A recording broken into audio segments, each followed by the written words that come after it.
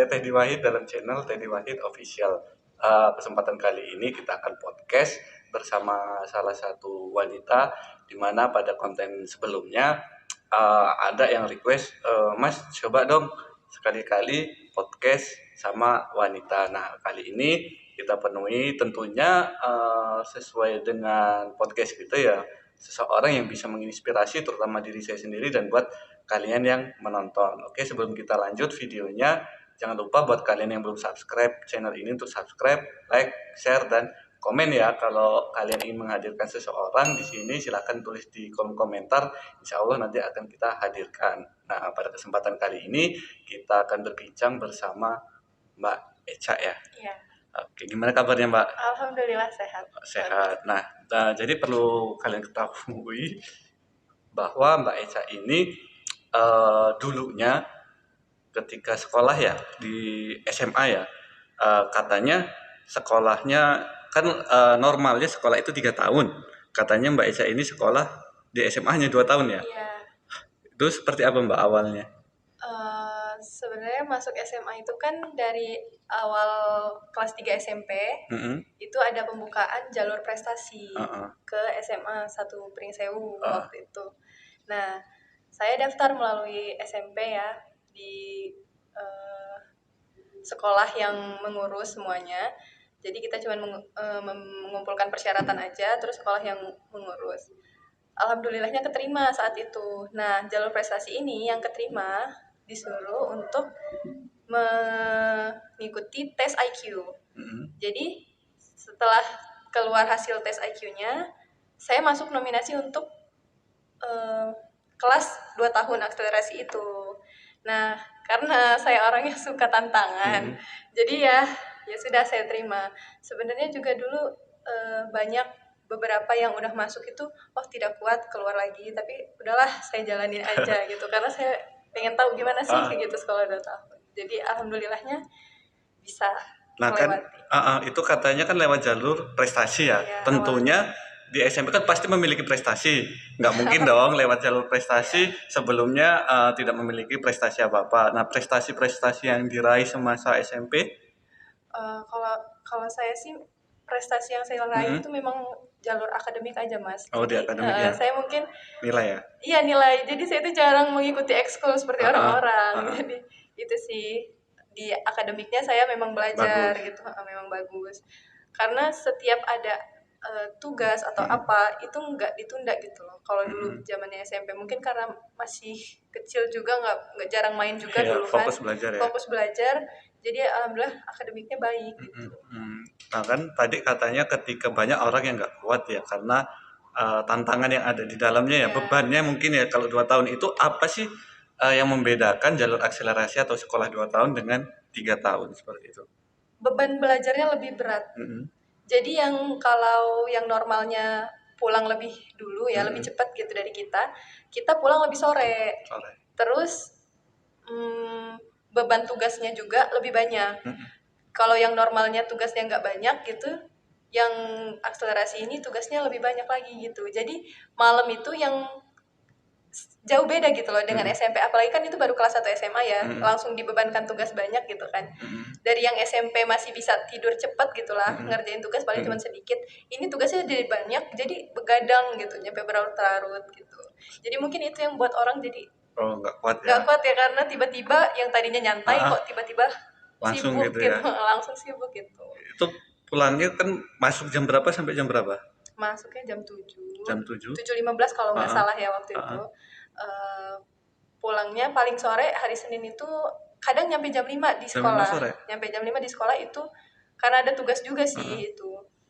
Tapi ya itu sih yang makanya saya dulu itu juga karena jauh ya. Sebenarnya kalau kawan-kawan di yang normal sih bisa pulang kayak ke Gisting gitu, pulangnya PP gitu loh Mas. Kalau dulu saya karena pulang nyampe jam 5 sore, bahkan pernah nyampe jam 5:30. Kalau nggak salah itu bukan karena belajar, karena memang banyak tugas.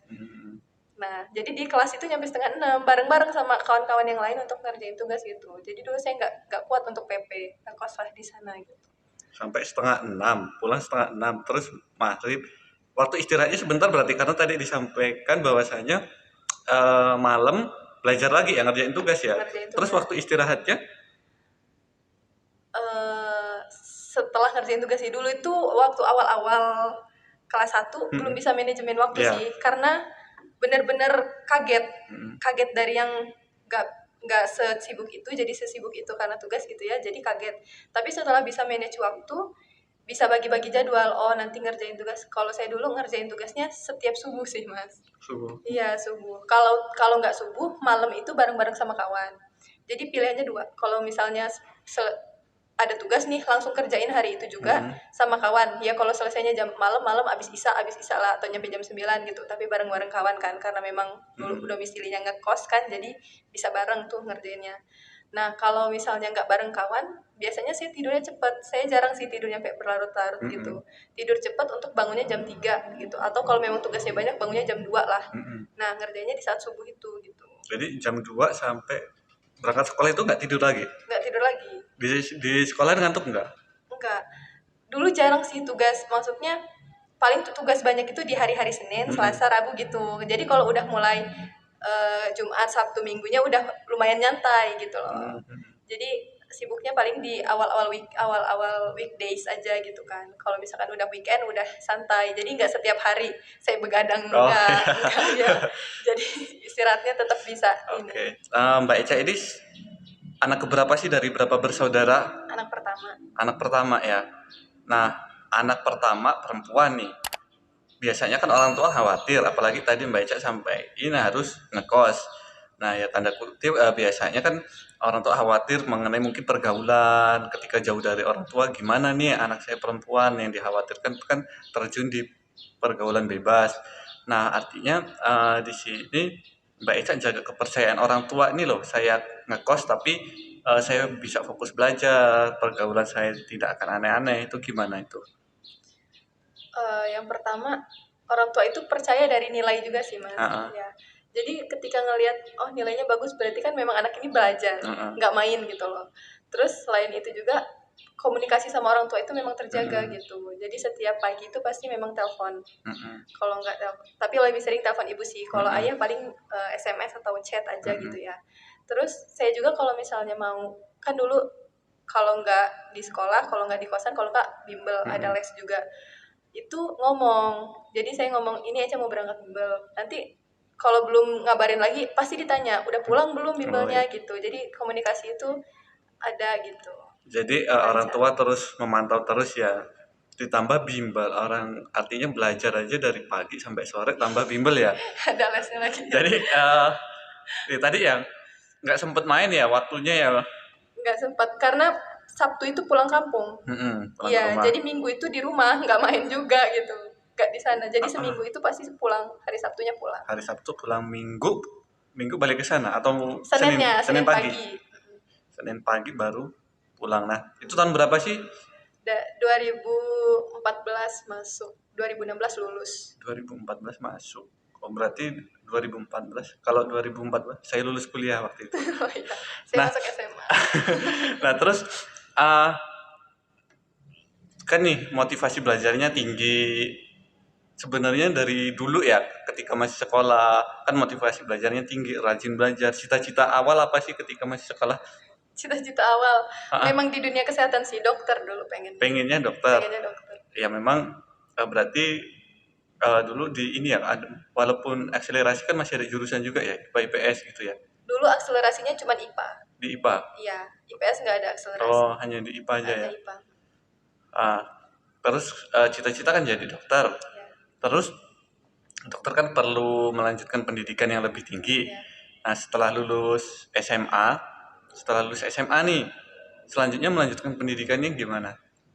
Oh iya, ini sih yang agak sedikit bermasalah itu ketika melanjutkan. Karena sebenarnya dulu cita-cita dokter kan sudah dari kecil. Tapi setelah SMA itu kan kita bimbang lagi ya, banyak lika-likunya untuk aduh dokter benar nggak ya, atau gimana. Juga masuk dokter kan susah nih gitu. Gimana nih, nanya sama orang tua, minta saran kawan, minta saran guru. Akhirnya nyoba aja lah, daftar aja, karena SMA dulu kan ada ini daftar gitu. Dulu itu Politeknik Tanjung Karang itu bukaan duluan, seingat saya duluan ya itu. Nah, saya masukin lah. Dulu dulu masukinnya farmasi ke obat-obatan. Mm-mm. Alhamdulillah dapet jalur PMDP, dulu itu Mm-mm. PMDP tanpa tes. Mm-mm. Nah, masuk jalur prestasi juga. Terus dokter malah nggak nyoba nyoba nggak sih, lupa. Setelah itu nyoba stan itu tes, gagal. Karena saya juga memang merasa tidak mampu Iya. sih, soal stan memang luar biasa ya. Terus setelah itu daftar SBM, Mm-mm. SBMPTN itu kalau nggak salah pendidikan dokter yang pertama, terus farmasi yang kedua, farmasi lagi. Ini nggak lulus juga. Terus mikirnya gini, ya udahlah jalanin aja di Poltekkes ya untuk jurusan farmasinya. Nah, dijalanin setahun. Kawan-kawan kan biasanya setahun itu tetap mau nyoba-nyoba lagi ya. Tapi kok saya ngerasa klik gitu loh di farmasi, kayak ya udahlah farmasi aja lanjutin gitu. Jadi setelah di farmasi itu udah saya nggak nyoba-nyoba lagi. Cuman itu aja. Oke, jadi memang cita-cita jadi dokter setelah nyoba ya jalanin di farmasi rasa nyaman ya. Rasa nyaman kayak iya bisa dijalani gitu loh, dan walaupun bukan cita-cita kecil tapi kok masuk gitu, klik gitu. Nah terus tadi nih salah satu pilihannya kan STAN ya, Sekolah Tinggi Akuntansi Negara ya. Nah 2 tahun di IPA masuk ikut tes di STAN akuntansi. Saya sendiri itu ya dulu SMA, yang SMA-nya 3 tahun di IPS banyak mempelajari akuntansi aja bingung kan, apalagi ini IPA, gimana itu kok bisa kepikiran kayak gitu? Dulu itu sebenarnya nggak ada niatan kesana sama sekali, cuman dari ayah itu pernah ngomong gini, coba masuk STAN gitu. Nah jadi siapa tahu memang rezekinya di situ, dijajal lah gitu, dijajal. Terus juga kan dulu banyak keunggulannya ya di STAN, maksudnya ikatan dinas dan lain-lain. Jadi kayak kalau misalkan memang dapat, kenapa enggak gitu. Ternyata nggak dapat. Jadi ya udahlah, masuknya malah di farmasi gitu. Itu bisa ngerjain soalnya? Aduh beneran sulit deh, sulit banget. Kayak mungkin kalau misalkan belajarnya lebih dari itu, insya Allah bisa belajarnya lebih dari itu, digiatin lagi. Cuman kan karena waktu itu nggak giat ke sana, cuman karena nyoba deh siapa tahu memang masuk gitu. Ternyata enggak gitu. Itu bimbel nggak? Pernah bimbel nggak? Untuk masuk kuliah nggak bimbel sama sekali, karena dulu memang udah ditawarin kan masuk kuliah biasanya banyak orang bimbel. Saya ini udah kebanyakan bimbel waktu SMA-nya. Jadi kayak ya udahlah cukuplah untuk masuk kuliah ini belajar mandiri aja, belajar sendiri aja di rumah gitu. Terus juga karena dulu mikirnya gini, udah megang Poltekkes nih gitu. Jadi kalau yang lainnya masuk, alhamdulillah, enggak juga, ya udah Poltekkes aja gitu mikirnya dulu. Entah itu salah atau enggak, tapi setelah dijalani ya alhamdulillah aja gitu pokoknya. Mungkin dulu memang sempet sih ada rasa kayak kok nggak jadi cita-cita awal sih dokter, atau misalkan di universitas yang mana gitu yang memang impian saya. Kan dulu di dulu IPB sih, pengen di IPB, tapi bukan dokter dulu di IPB. Pengen masuk kampusnya aja lah pokoknya IPB dulu. Terus kalau dokter itu pengennya di UGM, kalau dulu namanya UGM kan, Universitas Gadjah Mada gitu. Ada sih rasa kok kawan-kawan saya ada gitu yang masuk sana, entah dari jalur SBM atau mandiri gitu, ada gitu ya. Cuman setelah saya pikir-pikir ya udahlah, nggak usah terlalu memaksakan gitu ya. Kalau misalkan emang nggak bisa ya, nggak bisa, udah ada pegangan juga di Poltekkes, jadi kayak nggak memaksakan gitu. Entah itu salah entah enggak, tapi setelah dijalani ya saya merasa nyaman aja gitu loh Mas. Jadi kayak ya tetap seneng gitu walaupun nggak sesuai yang saya inginkan dulu gitu. Nah makanya buat penonton semua, itulah artinya kita coba, artinya apa yang kita mau tidak selamanya itu baik buat kita ya. Semuanya udah ini kayak saya juga dulu sebenarnya hampir sama ya cerita. Saya udah nyoba pertama pokoknya ketika SMA saya udah prinsip saya nggak mau masuk perguruan tinggi yang tes, pokoknya yang tanpa tes. Pokoknya nyoba lah pertama di UBL, Universitas Bandar Lampung, keterima waktu itu. Cuman karena masih SMA, saya coba lagi. Nah, pingin sama kayak pingin di UGM. Saya lah mas apa ya dulu SNPTN ya, seleksi. Kalau SNM kan tanpa tes, SBM tes. Nah saya kan tes di UGM dan UGM dan saya kan 2 ya pilihannya kalau tes itu. Pilihan 1 saya di UGM, pilihan 2 di Unpad Pajajaran. Dan UGM-nya nggak keterima, yang keterima di Unpad. Cuman masih pikir kayaknya enak di Jogja deh. Akhirnya nyari lagi, ketemu lah di situ. Nah gitu jalan sendiri. Artinya ya memang saya sendiri yang nyari mau ke sini mau ke sini. Nah, kalau Esa sendiri pernah nggak ada masukan dari orang tua, ini loh ke sini ke sini atau murni oh ini loh saya pengennya seperti ini. Sebenarnya kalau ini saya sih Mas, kalau yang Ah, farmasi ini memang pure keputusan ah, saya. ah, Tapi memang atas saran orang lain juga mm-mm, kayak coba aja farmasi ini tentang obat-obatan mm-mm. gitu. Terus saya mutusin untuk oh ya udahlah farmasi gitu. Kalau dari orang tua sendiri itu mereka ini senyamannya saya. Ah, Jadi mereka menyerahkan terserah saya untuk mau kemana gitu. Yang penting kamu mau, kamu jalanin dan kamu nyaman oh, gitu. dikasih kebebasan ya untuk Dikasih menentukan mau di kebebasan. mana. Nggak Eh, dipaksa harus ke sana, harus ke sini enggak. iya. Terus berapa lama kuliah farmasi S1 ya? Farmasinya D3 karena D3. politeknik. Oh, D3. Farmasinya D3 3 tahun. Jadi. Mm-mm. Setelah lulus nih, setelah lulus terus selanjutnya nah proses pencarian kerja nah katanya Mbak Eca ini juga PNS ya sekarang ya. Iya, alhamdulillah. Nah, itu gimana dari awal lulus prosesnya perjalanannya seperti apa hingga sampai sekarang keterima PNS? Dulu kan lulus Poltekkes 2019. Mm-mm. 2019 itu saya nggak ada niatan untuk bekerja karena Ah, saya pengen kan itu D3. ah, Saya pengennya lanjut dulu S1 mm-mm. apoteker, setelah itu baru kerja. Ah, Niatannya, iya. cita-citanya Ah, lah ah. gitu ya, impiannya. Nah, ternyata pas banget waktu lulus di 2019 itu ada bukaan Mm-mm. CPNS. Kalau nggak salah bukaannya di akhir tahun, bulan-bulan Mm-mm. November apa Oktober ya lupa. Mm-mm. Pokoknya ada bukaan di akhir tahun, daftarlah. Mm-mm. Karena kan bukan CPNS dulu nggak setiap tahun ada ya. Ya, Ya memang tahun sebelumnya ada, ah, tapi ah. belum tentu tahun depan ada Ada. kan gitu. Jadi nyoba lah. Maksudnya ya udah daftar aja dulu buat coba-coba. Toh juga niatnya mau kuliah, Mm-mm. jadi kalau nggak dapet juga ya Ya. udah gitu, nggak apa-apa. Nah, setelah dicoba tes SKD yang pertama kan, Mm-mm. Mas. Saya dulu daftarnya memang di Pemkab, Pemkab Tanggamus. Nah, daftar Pemkab, terus seleksi berkas, terus langsung tes SKD Mm-mm. kan. Tes SKD, alhamdulillah lulus Mm-mm. juara pertama. Yang ikut waktu itu di formasi yang saya pilih itu ada 15 orang Mm-mm. kalau nggak salah. Nah, 15 orang ini saya peringkat pertamanya. Diambil kan tiga teratas. Ya. Nah, oh ya udahlah dilanjutin berarti. Nah, sambil dilanjut itu, saya daftar kuliah. Mm-mm. Saya memang udah daftar kuliah ada di Cirebon, Mm-mm. Sekolah Tinggi Farmasi di Mm-mm. Cirebon. Nah, udah datang juga ke sana ke Mm-mm. kampusnya untuk lihat kampusnya. Terus tinggal daftar ulang waktu Mm-mm. itu. Nah, waktu mau daftar ulang ini ragu, Mm-mm. kayak mikirnya gini, waduh kuliah nggak ya? Takutnya ini kan masalahnya sekolah tinggi farmasi Iya. udah mau terima, sedangkan CPNS-nya CPNS. satu tes lagi. Ah, Saya mikirnya kalau misalkan ini saya kuliah, terus kalau yang tes SKB-nya lolos, sia-sia ini iya. daftar ulangnya Ah, ini. Saya kayak buang-buang duit aja kan gitu. Ya sebenarnya bisa sih cuti, iya. tapi kan tetap aja lama lagi Iya. cutinya jadinya.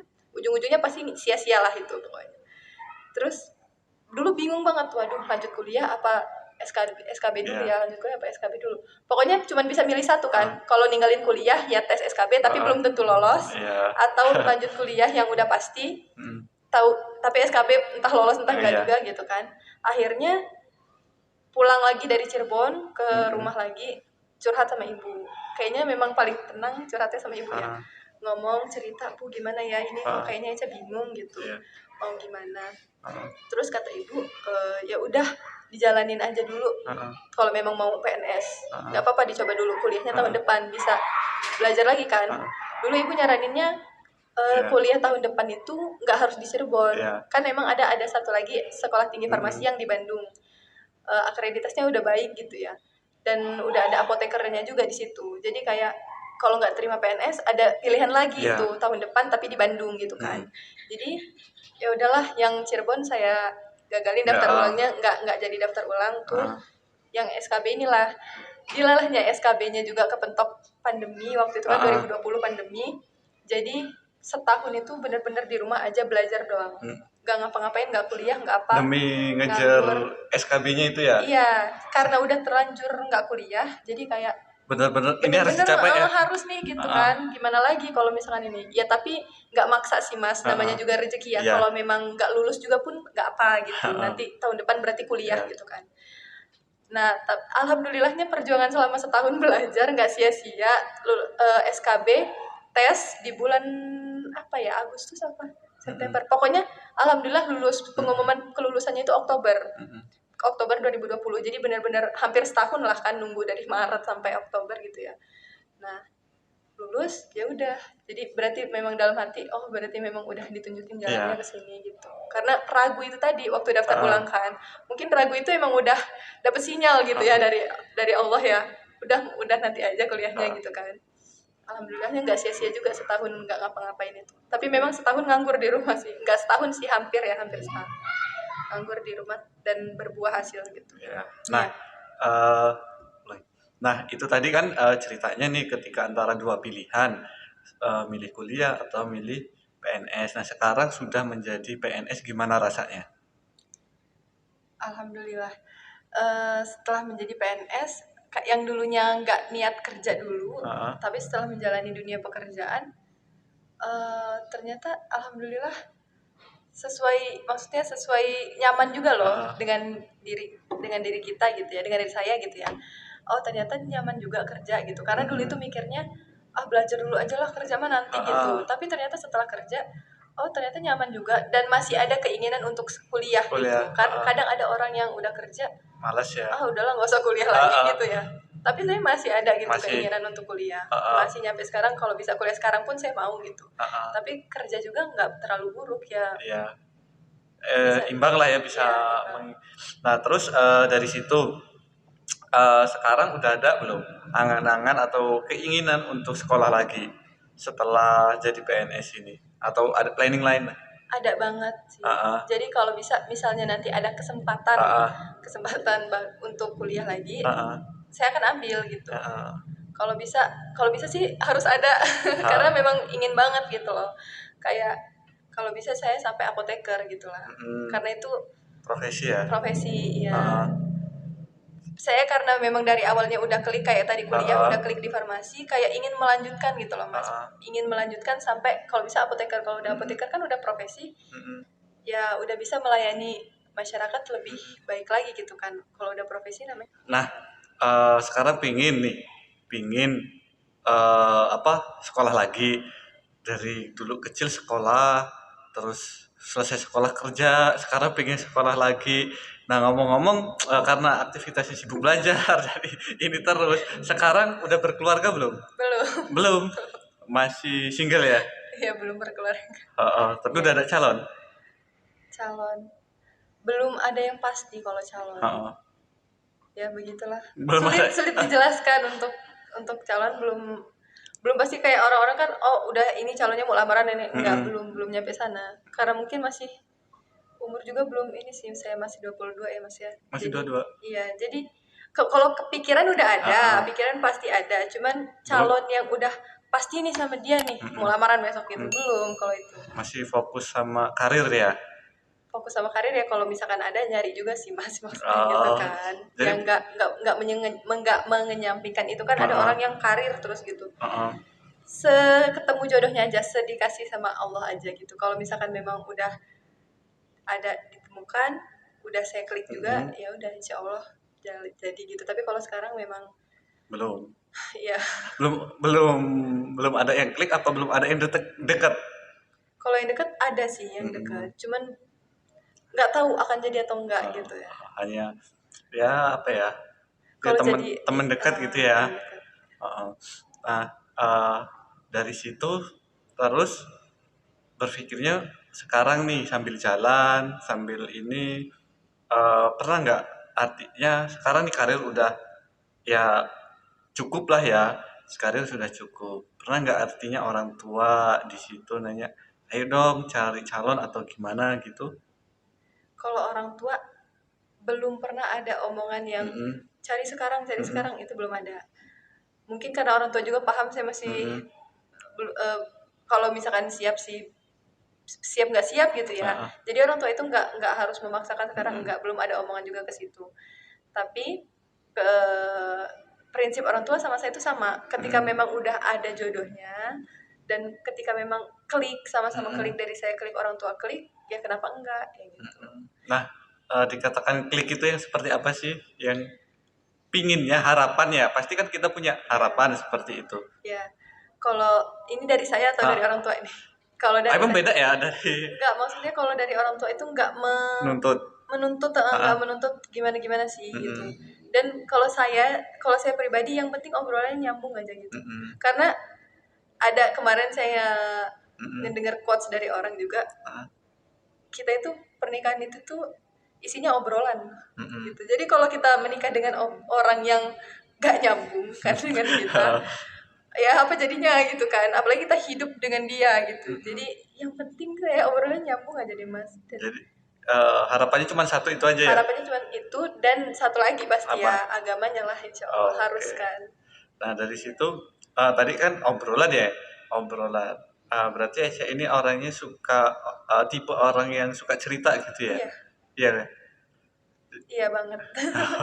Jadi harapannya ya punya ini ya, nanti calonnya pertama pendengar yang baik dan apa ya, pemberi saran yang baik gitu ya.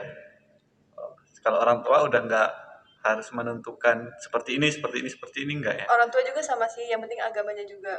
Karena itu yang paling penting, utama sih kalau yang itu. Mungkin saya kalau nggak seagama juga nggak akan diizinkan gitu. Nah memang selama ini kan udah banyak nih, atau mungkin sekarang masih ada yang proses deket. Emang dari dulu atau dari zaman sekolah, zaman kuliah, sampai kerja, ada nggak yang pernah deket sampai sekarang? Oh, kalau yang dari dulu deket sampai sekarang nggak ada. Deket putus gitu. Sekarang ada deket lagi, cuman itu memang dari dulu atau baru saat ini? kenalnya sudah lama sih, memang kenal sudah lama. Terus sekarang deket, tapi belum ada pembicaraan sampai ke sana. Belum ada pembicaraan sampai ke sana gitu. Karena ya mungkin masih saling mengenal dulu ya. Nah yang selanjutnya harapan kedepannya pengennya seperti apa? Ya mulai mungkin dari karir atau seperti dari mungkin pasangan atau lainnya, kedepannya pengennya langkah kedepannya seperti apa? Kalau diomongin karir, bisa jadi sih karir. Karena yang saya pikir gini, untuk menata masa depan kan, untuk baiknya misalkan nanti suatu saat punya anak atau gimana kan, otomatis kita harus punya tabungan dari sekarang ya. Jadi ya Eca bekerja ini benar-benar untuk ada yang Eca investasikan untuk nanti ketika punya anak, ketika punya keluarga gitu. Karena kan pasti kebutuhan di masa yang akan datang dengan kebutuhan Eca saat ini nih pasti lebih banyak yang masa datang. Jadi untuk sekarang ini ya Eca mempersiapkan kebutuhan di masa depan itu tadi gitu. Berkarir dulu ya, sambil berjalan ya. Artinya kayak cewek kan apa ya, kalau ya sambil nunggu pasangan ya, kalau cewek kan banyak nunggunya ya. Nggak sibuk nyari ke sana nyari ke sini gitu ya, apalagi udah ada yang deket. Nah sebelum kita akhiri karena tadi ya tentunya Eca ini udah banyak belajar, saya pengen sih mendengarkan, tolong kasih motivasi buat yang nonton, khususnya yang teman-teman yang masih sekolah, tolong kasih motivasi dong dari dari pengalaman Eca yang ada. Singkat sih, kalau Eca ya, yang penting itu yang pertama, yang paling penting itu berusaha. Selalu berusaha, apapun yang akan terjadi di depan sana itu berusaha aja. Dan ketika kamu dapat sesuatu tapi bukan keinginan kamu, itu jangan sedih. Bisa jadi yang kamu dapetin itu memang yang kamu butuhkan, bukan yang kamu inginkan gitu loh. Nah, terus yang terakhir ada di ini Quran surah Al-Insyirah ya kalau nggak salah. Di balik kesulitan itu ada kemudahan. Allah bilang itu 2 kali. Di balik kesulitan ada kemudahan, di balik kesulitan ada kemudahan. Jadi setiap menerima kesulitan itu kita jangan langsung down, jangan langsung drop, karena di balik itu tuh akan ada kemudahan gitu. Itu sih yang dari dulu selalu Eca pegang kayak gitu. Nah, untuk buat kalian, jadi yang pertama ya jangan pernah putus asa dan tetap berusaha, dan selanjutnya ketika kita gagal ya jangan patah semangat dan jangan kecewa ya, seperti itu. Oke, pertemuannya cukup sampai di sini ya. Terima kasih nih Eca udah hadir ke sini, meluangkan waktunya hadir ke sini, dan buat kalian semua terima kasih telah menyaksikan video ini dari awal hingga akhir. Sekali lagi jangan lupa untuk subscribe, like, komen ya. Kalau kalian ingin menghadirkan seseorang di sini untuk kita berbincang bersama, silahkan tulis di komentar, dan jangan lupa share video ini. Demikian dari saya. Terakhir, ucapan dari saya, kata-kata dari saya yaitu berjuang dan gagal itu lebih baik daripada kita hanya diam dan berpangku tangan. Saya Teddy Wahid dan Aisyah Fitria Fiani pamit undur diri. Kita ketemu lagi nanti di podcast berikutnya. Terima kasih.